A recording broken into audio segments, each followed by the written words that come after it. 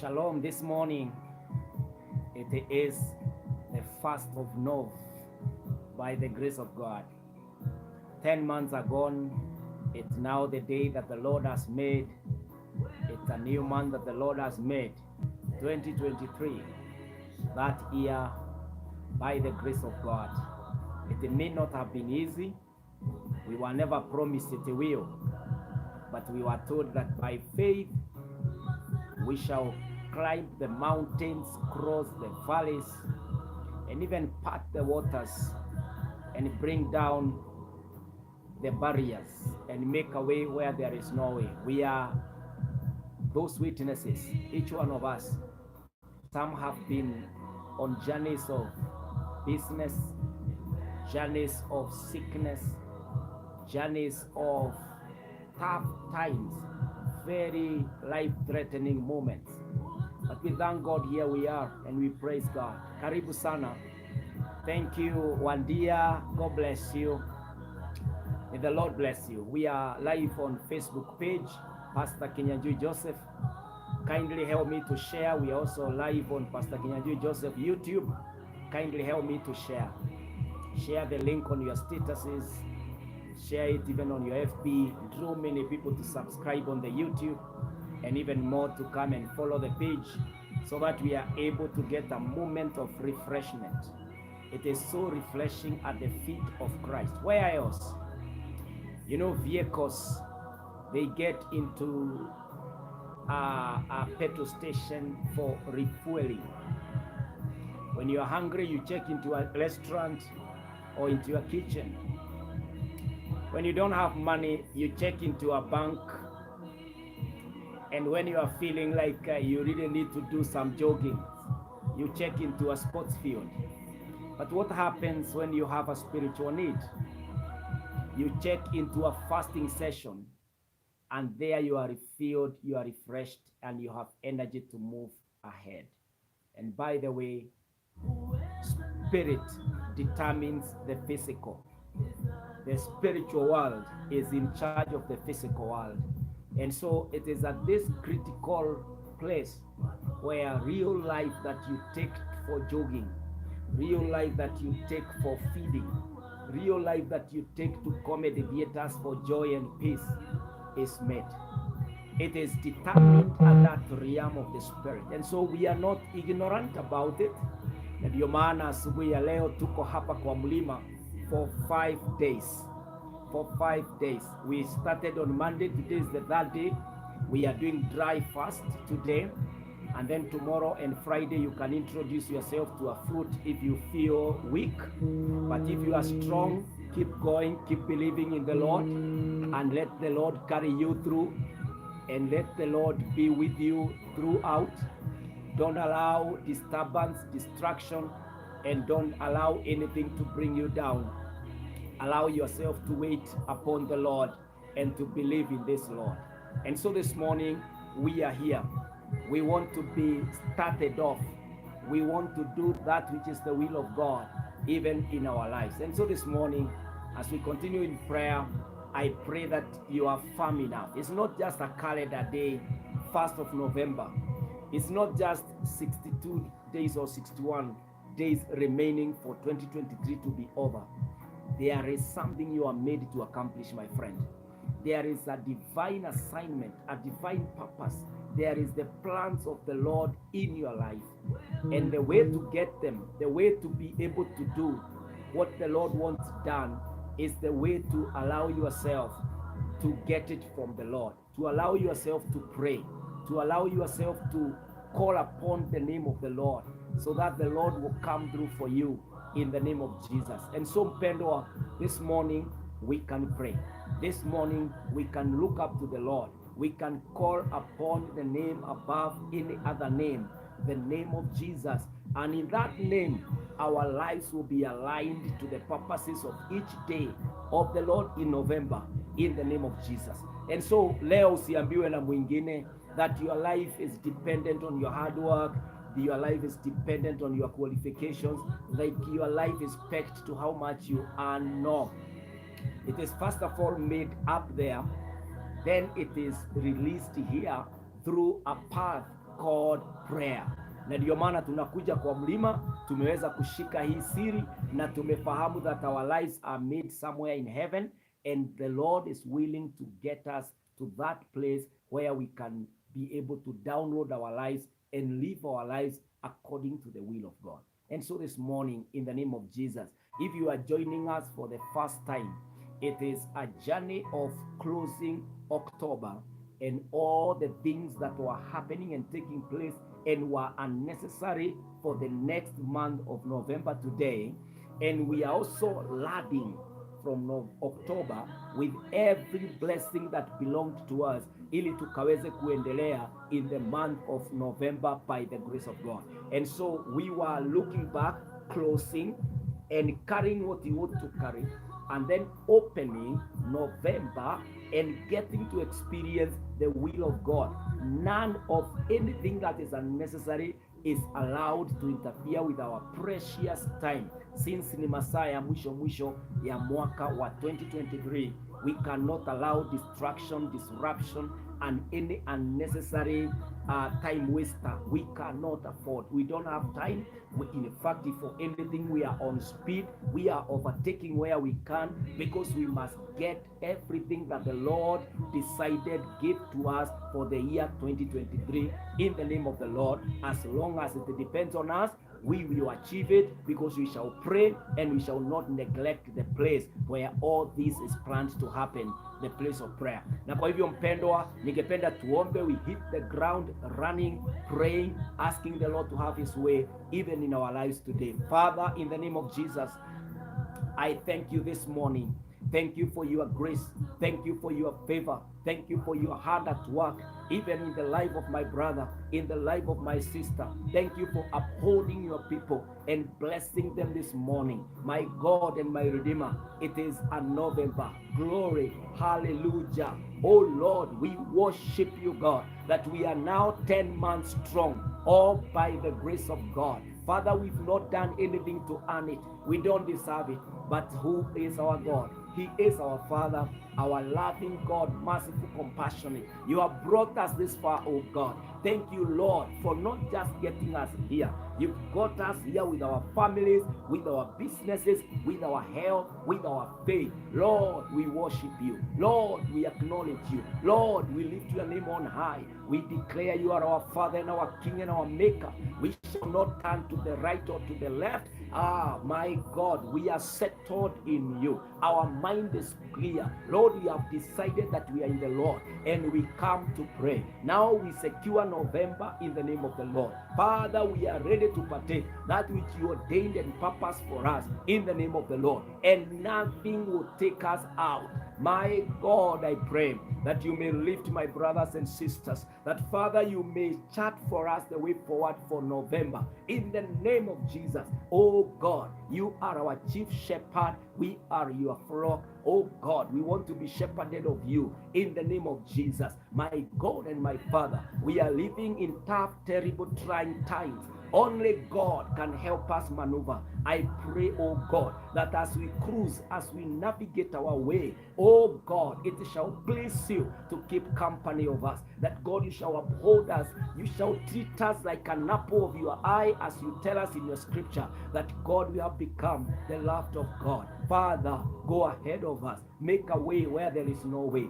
Silence every demonic power. Overcome every kind of disease. My Lord, take away death out of our path. And Almighty God, ordain that we are victorious. As you've told us, we are more than conquerors. Thank you, oh God, that we are not in the spirit of giving up, and we are not turning back. We cannot fear. Him who is with us is greater than whoever is in the operation of the outside. My God, you are our God and our Father. This morning, have your will, God. We secure November 1st. We secure November 30th. We secure every plan of God in our lives in the name of Jesus Christ. And Almighty Redeemer, we pray, may thy kingdom come, may thy will be done, may thy righteous right hand, O God, Uphold us all the way in the name of Jesus. Fight our battles, Almighty God. Lift us to another level of experience and give us the power to finish strong in the name of the Lord. Today, oh God, as we pray, as we secure our families and marriage, I pray, oh God, may you validate our prayer, our presence in your very presence, my God. May it, oh God, be according to thy will. Today, as we pray for our wives, our husbands, as we pray for our brothers and sisters, as we pray for our mothers and fathers, as we pray for our sons and daughters, as we pray for our relatives and friends, oh God, I pray today, oh God, that all the giants, all the enemies of family, all the powers of darkness attacking and bringing down marriages, my God, you are going to overcome them. I pray even for the single parents, that today as we lift our prayer of need before you, that God, you are coming through for each one of us. Magonjwa yatatokomea, Mungu wetu majaribu yatashindwa, na Baba yetu utatuinua na utatubarikia. I pray for the session of today, praying, oh God, over our families, that God, it is a prayer that you are receiving and doing in the name of Jesus. I surrender myself to you as a vessel, and Lord, I pray, hear us at the feet of the cross, at the feet of the mountain. It is calling upon your name. May thy kingdom come, O Lord, and thy will be done this morning, even, Lord, as you answer our prayer. In Jesus' name, we pray and we believe. Amen, amen, amen. Karibuni sana wapendwa, that we may be able to pray together and continue even at the place of prayer as we call upon the name of the Lord in the name of Jesus. And this morning, as we come to the mountain of prayer, friends, I would want us to know that you could not be there, I could not be here, if it were not of a family. It was because there were two people who came together. It was because by God's grace, someone took good care of you. Maybe they were your parents, they were your guardians, or maybe you grew up by the grace of God. Kuna watu Mungu alitumia, and you finally made it to be here. And so family is so important. That is importance number one of a family, that all of us are products of a family. Whether the marriage worked, whether both couples didn't live together for long, there was some concerted effort of a kind in the name of a family that you are there, that I am here today. Number two, God is the maker of families. When you looked at Adam, a lone ranger in the Garden of Eden, those days, with money, with all the beauty of the world, name them, wildlife, the flowers, the food, everything was for Adam. But God looked at him and said, this man, he needs someone to complement him.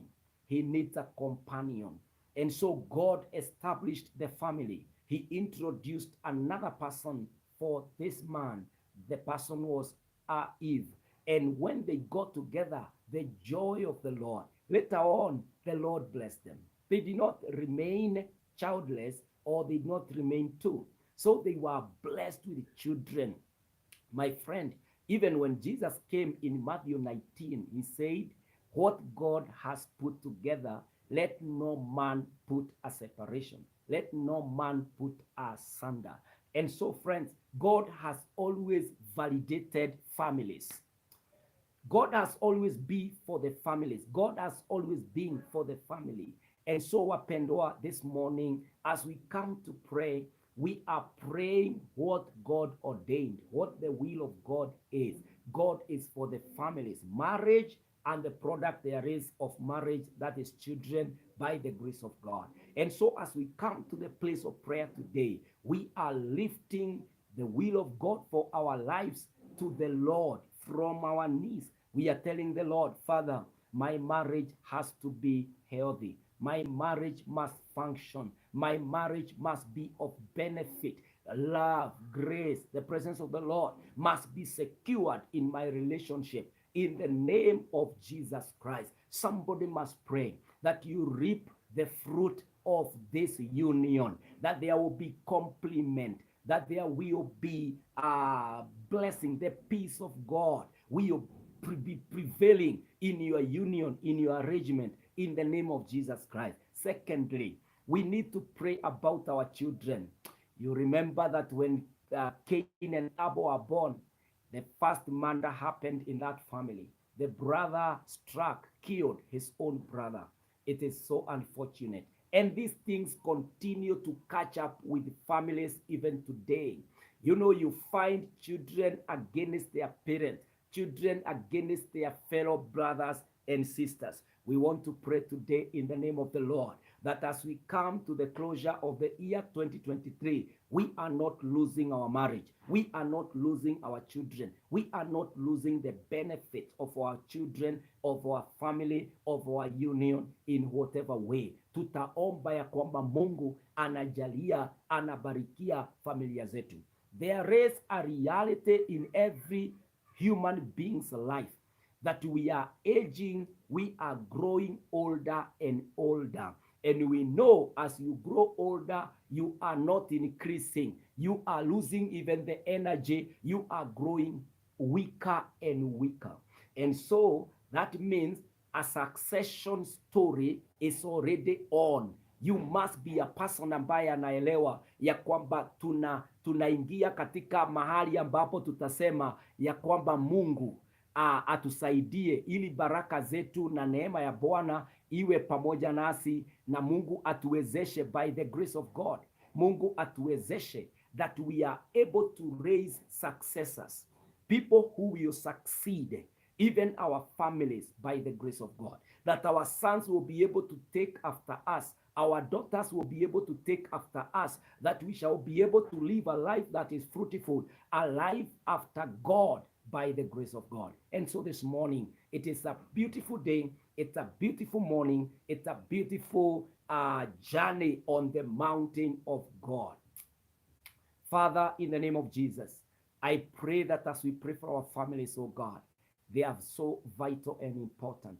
They count so much in our path of life. I pray now that as we lift our fathers, as we lift our mothers before you, oh God, as we bring the husband, as we bring the wife, as we bring our sons and daughters, my God, even the great-grandchildren, even our relatives, I pray, oh God, that it is not mission impossible. It is not just another prayer item for the day. My God, this is part of who we are. You made us to be who you made us to be today. And part of what defines us is the kind of a family we have raised. I pray now in the name of Jesus, Almighty God, Almighty Redeemer, come through, come and do what you do, even with the people that rely, depend, and wait on you, oh God. Here I pray, oh God, come and hear, come and take every prayer about our families, and God, do what you do in this call. In Jesus' name, I pray and I believe. Amen, amen, amen. Wapendwa, as we pray in that line of our families and our marriage, I want to read the scriptures. The Bible says that in the book of Ephesians 5:25, husbands are commanded to love their wives as Christ loved the church and gave himself up for her. In fact, in 1 Peter 3:7 also, wives are commanded to submit to your husbands as to the Lord. This shows that wives should respect and love their husbands, just as the Lord commands that husbands should love their wives. And so marriage was made to operate on a platform of love. And this is what the devil attacks every day.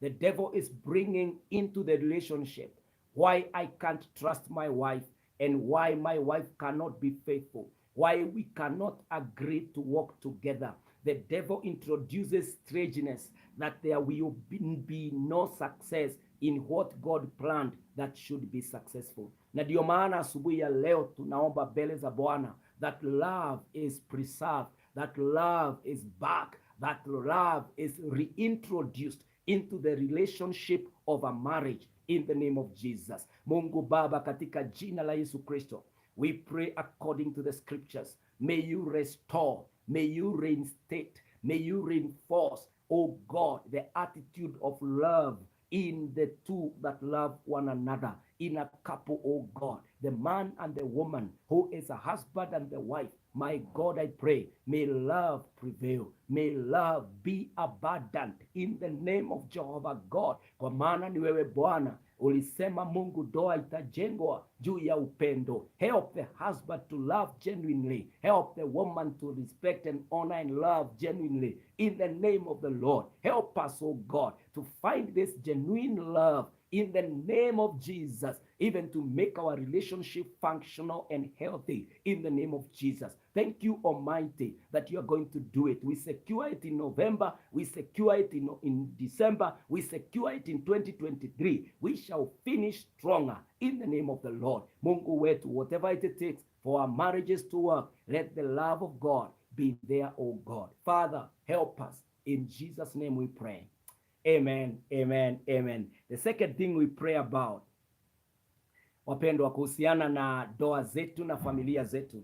The Bible says in Exodus 20 verse 12, it is in the commandment, in the 10 commandments of the Lord. The Bible says, honor your father and your mother, that your days may be long in the land that the Lord your God is giving you. Honor your father and mother, that your days may be long in the land. Wapendwa, the Lord said, honor your father and your mother. And in this honor, there is an attachment. There is a reward to it. That when you do the honor of your mother and father, what you reap is a long life. Currently, we are suffering from premature death. Parents are burying. Parents are going for funerals of their daughters and sons. That is so abnormal. Wapendwa, watu wanakufa kabla ya nyakati zao. Sometimes, you know, when I say parents, it's because you have children. But also you who is a parent, you also have your parents. And so you find that parents are dying at very young age. And they are being buried by their sons and daughters very young. Also, you find the same replaying in the same family line, that watu hawakufi kwa sababu ya umri, wanakufa na miaka midogo. The Bible says here, honor your father and your mother, so that your days on this planet might be longer, might be long enough according to the will of God. And we want to pray that the disobedience in our children is eroded by God's power. That our hard hearts, sometimes it's not easy to keep obeying, to keep honoring when the same is not being reciprocated. But it is a command, it has no alternative other than to be honored. And so we need to, at the place of prayer, to pray that our parents are a parent of blessing, that our sons and daughters are compliant and cooperative in the Lord, even to honor the parents. I would want and I would pray that my son lives longer than me, that my daughters lives longer than me, because that is how it should be. But you see, if they run into dishonor, and if they run into things that make me angry, or they don't show any love to me, then automatically from heaven, they are cast. Their days are cut. Their days are reduced. And so we want to pray in the name of the Lord, that God will help our children. God will help us, that we are able to honor our parents. We are able to honor all that the Lord has said we honor. Father, in the name of Jesus, I pray that our children are able to honor their parents. I pray, oh God, that our children will not live short because of dishonor. Help us, oh God. So much is going on in the world. The world is telling us very confusing messages, oh God. Our children don't know which route to follow, whether the right or the left. But I pray in the name of the Lord, Father, from our knees, you shall secure a kind of a family that lives longest by the grace of God, because we have honored our parents in the name of the Lord. Almighty God, even us who are already parents and we still have our parents alive, I pray that you can help us, that at the level, at the provision of the scripture, that we honor them for us to acquire long life. We shall also, God, activate this particular blessing. Help all of us, oh God. Some families that are suffering, wengine hata saa hii ni wagonjwa, magonjwa ya kifo because of dishonor, kwa sababu miaka yao imekatwa. Bwana, tunaungama dhambi. Bwana, tusamehe. Na ili Baba, at this point of repentance, God, you can reverse this judgment. And Lord, because we are going to honor our parents, Lord, bless our lives. Bless us with long life, ya kwamba tutalea watoto wetu, tuone wakiolewa, wakipata watoto wao. Mungu wetu, si tutembelee, and bless us with longevity, because we are going to honor our parents in the name of Jesus. Bless my brother, bless my sister, bless that marriage, and bless that family, that they will live longest, because they have honor for their parents in the Lord. Father, we thank you, and Father, we call upon your name granted to us. In Jesus' name, we pray and we believe this morning that we honor our parents, that we honor those that the Lord has given us as our parents, and then we shall reap that particular blessing of long life by the grace of God. And number 3 thing that we pray about, let us pray that our children are trained in the way of the Lord. Let us pray. Yani, tumepeleka watoto wetu kanisani, lakini what we get is not our expectations. Tulifikiria ya kwamba tutapata watoto wanaomcha Mungu, watoto watakaofuata nyayo zetu za kumpenda Mungu, kuwa watu wa bidii na watu heshima. But what we are getting, the enemy, tukiwapeleka shule, the enemy introduces them to wrong companies, and what we get is not what we deserve. Tunaomba in the name of the Lord that the training we have given to our children, it will output our expectation. Our expectation is that we shall raise a people, a child that is almost our duplicate, a child that shall be respectful, a child that shall have honor, a child that shall have a lot of achievement by the grace of God. Na kwa hivyo wapendwa, tunaomba this morning that our children will not miss the track by the grace of God. Our Father and our God, this morning, we secure our children in the name of the Lord, that they will not be wayward. They will not join the wrong bad company that corrupts them. My God, we secure their future. We secure their careers. We secure their characters. In the name of Jehovah God, our daughters are growing up to become successful, not only materially, but even behavior-wise. Even the marriages they will keep, they will be healthy and blessed. Our sons, oh God, are not just increasing in stature, are not just growing materially, but God, we secure even their spirit. Whatever they shall do, they shall show that they love and they walk in the fear of the Lord, as we have taught them in the name of the Lord. Father, I pray, the parents who have no clue about training their children, my Father, have mercy upon them, oh God. Father, I pray even about the schools that we take our children to, that they will also comply and cooperate with us, even to bring up children that fear and love the Lord, and that are serious and competitive in life, in the name of Jesus.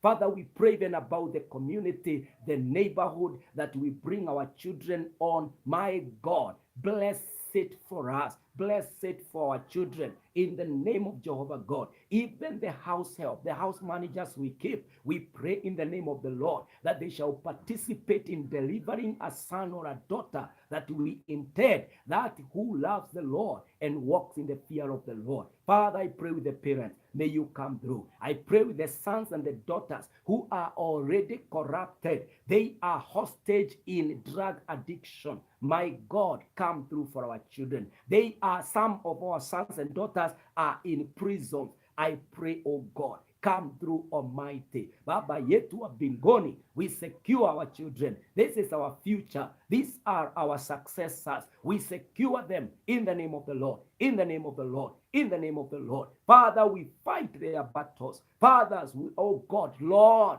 help the fathers in the name of Jesus. My King and my Redeemer, save our children for us in the name of Jesus. thank you for that director, that CEO, that manager, that engineer, that farmer, that watchman. These parents are working hard that their children can become something in life and someone in the society. I pray in the name of the Lord that you shall reward us as parents in the name of Jesus by granting these children we are training and bringing up to be that who you made even for our future. You say that children are a heritage, my God, that we can count on them when we are contending with our enemies at the gate. I pray, oh God, Father, raise our warriors, raise our children to become our defenders, our help, even when we are aging. Oh God, favor us and bless us. In Jesus' name, we secure it. Hallelujah. Amen, amen, amen,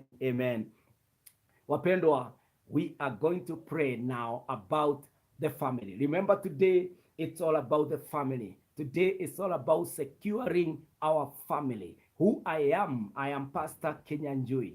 What will make me valid 50 years when I'm away, 20 years when I'm away, it will be the son I brought up, the daughter I brought up. And so my legacy will determine whether I'll be remembered for good things or I'll be forgotten forever. Wapendwa, this is our investment, our children. We cannot give up on them. Hata kama amevuta bangi namna gani, there is a place that God can decide to restore for you back your son, kwa sababu ni mwaminifu. Haijalishi amevunja doa ngapi, through this prayer, God can be able to mend it and bless your son and your daughter. So parents, don't give up. Sons and daughters, just give back to your parents, or they have invested in you. The return on investment. Be a good son, be a good daughter. Work hard, because what you are doing to them today will be done to you tomorrow by your sons and your daughters one day when you become a parent. And so, si upande vizuri uvune vizuri. By the grace of God, we can all pray at the feet of the cross, and our prayers are valid. The Lord will come through and bless us. Don't give up in the name of Jesus. The third item that we are praying for in the family is what Apostle Paul tells Timothy in 1 Timothy 5:8. 1 Timothy 5:8. The Bible says, but if anyone does not provide for his relatives, and especially for members of his household, he has denied the faith and is worse than an unbeliever.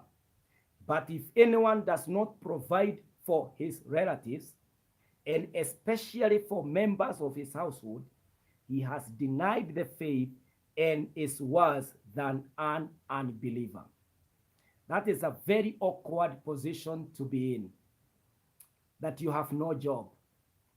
That the little you get is unmanageable. It can't meet the demand of your family. That should send you praying at the feet of the cross. That should send you fasting, calling upon the name of the Lord.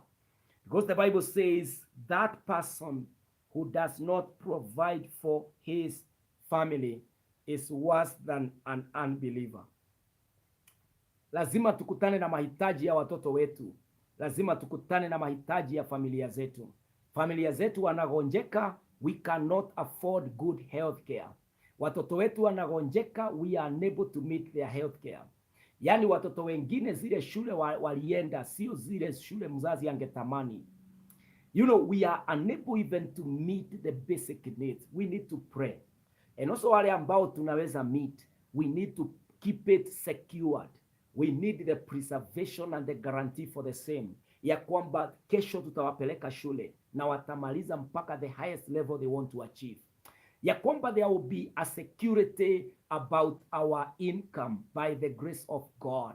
Tuombe ya kwamba Mungu anayebariki kazi ya mikono yetu itamfurahisha na ataweza kubariki kazi na jasho yetu katika kazi. Ya kwamba Mungu atajionyesha, atafungua njia. Wengine wetu wanatia bidii lakini wananyang'anywa na wadosi. Tunaomba that our blessing will not be hijacked by anybody. No one will be able to thwart the will of God in our lives in the name of Jehovah God. ya kwamba baraka yetu imebarikiwa all the way. Wengine wetu hata tunaenda tunachukua loan, tunataka kuwekeza as capital, alafu inazama.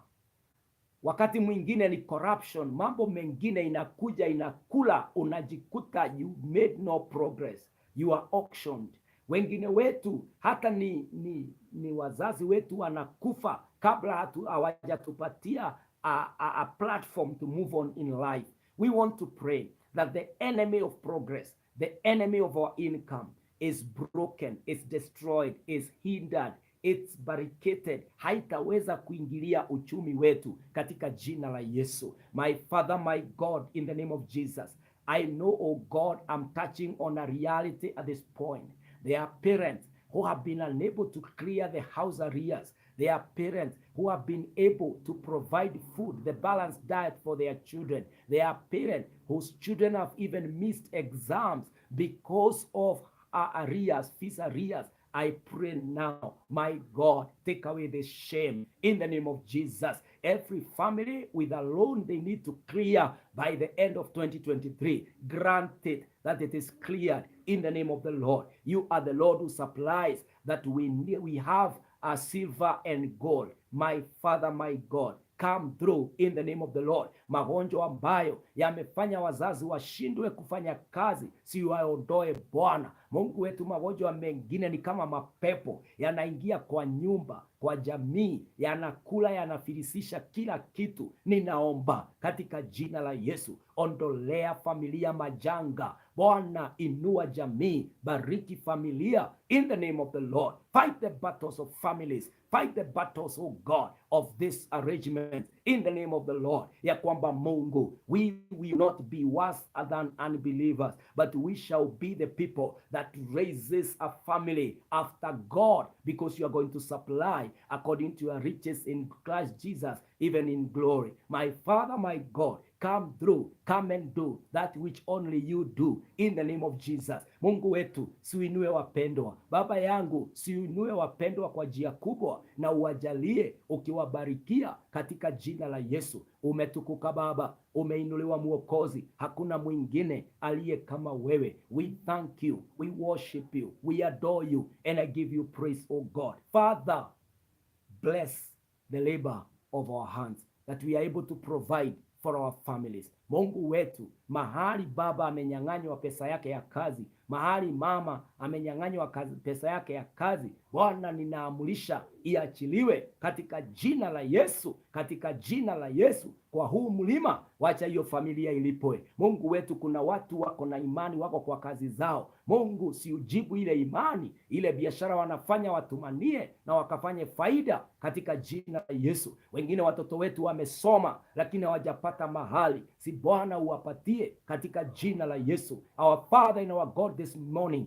on this third day of intercession and fasting, may you be pleased to uphold our families, oh God. Mungu wetu, we are entering into a season that will be so busy. We shall be traveling. My God, protect us. Take away premature deaths in these families. My God, be with us. Secure, oh God, our resources in the family, in the name of the Lord. Father, I bless you. Father, I worship you. I pray, oh God, that no family is embarrassed at the platform of provision. My God, provide for us. You are the Father who has all things. God, be pleased today to answer us by opening the door of supply. In Jesus' name we pray and we believe.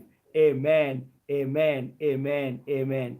Wapendwa, by the grace of God, as we continue in prayer, let us pray that our future is sealed, that our children, that our lives are blessed forevermore. The Bible says this in the book of Psalm 127, verse 3-5. Children are a heritage from the Lord, offspring a reward from him. Like arrows in the hands of a warrior are children born in one's youth. Blessed is the man whose quiver is full of them. They will not be put to shame when they contend with their opponents in court. Wapendwa, we are investing. Family is an investment of present and the future. And we are praying that what we are working hard to deliver, it will be. Children are a heritage, and that the parent will not be put to shame when that time comes, when there is a contest, when there is a contention. My friend, I pray for you in the name of Jesus that your family is a resource, is an investment, is a future in your hands this day. That the Lord will keep you to see your children become adults. That you, the children, the Lord will keep your parents. That you will be able to come back home and bless and give back and talk joyously with your parents as you tell them, Daddy, I'm thankful you took me to school. Mommy, you fasted for me. Yani you will be able to celebrate and enjoy together. This is a blessing that we are asking the Lord to be pleased to grant it to us. Father, in the name of Jesus, I pray that we live long enough. I pray, oh God, that my daughters will come back home, adult, successful. We shall praise your name, that my son will be an adult. We shall sit and praise our God. I pray for the same, that God, we shall enjoy this heritage in the name of the Lord. That even as we tackle issues of life, my son will be my right-hand man. My daughters will come in handy, and nothing will be an impossibility in my life. In the name of Jesus. As a parent, I pray, oh God, have mercy upon us in the name of Jesus. Father God, we believe in you. We look up to you. We wait on you, oh God. On this that day, we secure, oh God, our children's future in the name of Jesus. Father, bless these parents and walk with them in the name of Jesus. Our Father, help us in the name of Jesus. Amen, amen, amen, amen. Wapendwa, by the grace of God, we pray that as we do everything, the love of God will prevail. I started by praying for love. I am winding up praying for love. That love will keep the families together. That the love will join us together. In love, we will be able to pray together. In love, we will be able to bring our energies together and face that common enemy and destroy it. Through love, a family stands. And so Apostle Paul tells us in 1 Corinthians 13, 4-7, love is patient. Love is kind. It does not envy. It does not boast. It is not proud. It does not dishonor others. It is not self-seeking. It is not easily angered. It keeps no record of wrongs. Love does not delight in evil, but rejoices with the truth. It always protects. It always trusts.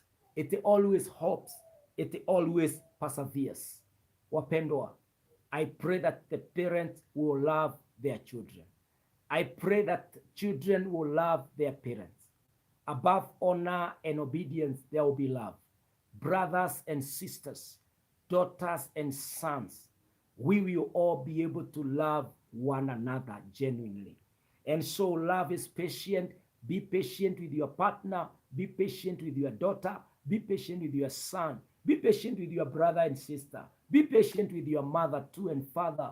Be patient with your relatives. Love is kind. You know, demonstrate a level, a degree of kindness. It is not envious. If anyone is blessed ahead of us, we celebrate together. It does not boast. It is not proud. We are not in a competition in a family or in a marriage. It is not proud. It does not dishonor others. It is not seeking for its own self. It is not easily angered. Love does not keep a record of wrongs. Yani your husband and all you have is a booklet bearing the first day to the 60th day vile mambo imekuwa mbaya, haujaona hata mazuri. There is a record of wrong. Akina mama, our wives also, bona hamsahau yani kile kilitendeka January 2023, today is 1st November 2023, bado it is as fresh. Love does not keep a record of wrongs. Hallelujah. Upendo hauweki a record of wrongs. And so as we wish our marriages well, as we wish our families well, make sure that this becomes your memory verse, your very favorite scripture in your marriage and in your family. 1 Corinthians 13 verse 4 to 7. Love is patient. Love is kind. It does not envy. It does not boast. It is not proud. It does not dishonor others. It is not self-seeking. It is not easily angered. It keeps no record of wrongs. Love does not delight in evil, but rejoices with the truth. It always protects, always trusts, always hopes, always perseveres. May the Lord God bless you. May the Lord see you through in your relationship, in your family, in your marriage. Mungu akuinue. Hata wale ambao wanaomba ya kwamba Mungu awabariki na ndoa, ninawaombea ya kwamba Mungu atawahifadhi na atawabariki, ya kwamba Mungu atawapea wapendwa na wapenzi ambao alikusudia hadi mwanzo pale wawe ndio your partners. Si Mungu awabariki na Mungu awajalie. Father, we thank you. Father, we bless you. Thank you for this day of uplifting our marriages and our families to you. Lord, we expect a lot from you. For family is your gift to us, is your initiation to man. My God and my Redeemer, may you grant that our families are healthy, are functioning well, and they are above board. Lord, protect us, shield us from the attacks of the enemy. I pray that families will not be scattered, but they will hold together to the end in the name of the Lord. Dreams will be accomplished in families. Oh God, visions will be met in a family. Lord, I pray, let our families align with the will of God in the name of Jesus. Father, I lift my marriage and my family to you. May you be pleased to grant it and to bless me even, oh God, for others in the name of the Lord. Thank you, Jesus. Thank you, Holy One of Israel. Tusikie Bwana na utujalie. In Jesus' name we pray and we give thanks. Amen. Amen. Mungu awabariki wapendwa. Neema iwatoshe. Today is that day that we are spending at the place of prayer, calling upon the name of the Lord, ya kwamba Mungu atatusikia, atatujalia na neema itatutosha. This evening we shall also be live here, even as we continue to pray. We are starting our prayer conference today from 7 p.m. through 8:30 p.m. That is 1.5 hours at the place of prayer. So catch up with us tonight and even tomorrow. And then on Friday, we have a half kesha as we pray and as we take over the month of November, the blessing of God, and make it work for us. Kwa hivyo Mungu awabariki sana. Let's keep together praying. You can inbox me. I'll be able to pray with you by the grace of God, and continue sharing this. Na Mungu awabariki na neema iwatoshe. A bit of shout out. Thank you, Stanley. Thank you, Helen Muthoni. God bless you, my sister. Catherine Katha, God bless you. Pastor Leah Kinyanjui, may the favor rest upon you, my dear. Kwa Ten Jefta, God bless you. Sophie Karu, may the Lord bless you. Judy Gathuru, God bless you. Philomena Manatsa, God bless you and receive your prophecy in the name of Jesus. Si Mungu awabariki na neema iwatoshe, na tuonane jioni live. Even if you are able to make it to church, you are better there. Mungu awabariki, and may the Lord hear your prayer about your family. Thank you. Shalom. God bless you.